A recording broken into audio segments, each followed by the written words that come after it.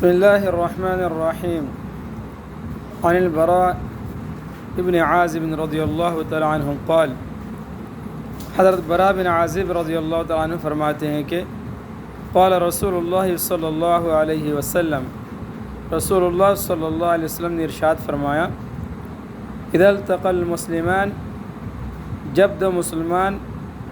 دو مسلمان ملاقات کے وقت فتصافحا، مصافحہ کرتے ہیں. اذا التقى المسلمان فتصافحا، جب دو مسلمان ملاقات کے وقت مصافحہ کرتے ہیں.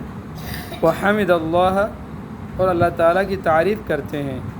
واستغفراہ، اور اللہ تعالیٰ سے مغفرت طلب کرتے ہیں. مثلا الحمدللہ، اللہ کی تعریف کرتے ہیں اس طرح، یا مغفرت طلب کرتے ہیں یغفر اللہ لنا ولکم، اللہ تعالیٰ ہماری اور تمہاری مغفرت فرمائیں. یہ دعایا کلمات. غفر لہما، تو ان کی مغفرت کر دی جاتی ہے. رواہ ابو داود. عن البراء ابن عازب رضی اللہ تعالیٰ عنہ قال قال رسول اللہ صلی اللہ علیہ وسلم، اذا التقى المسلمان فتصافحا وحمد اللہ واستغفراه غفر لهما. رواہ ابو داود.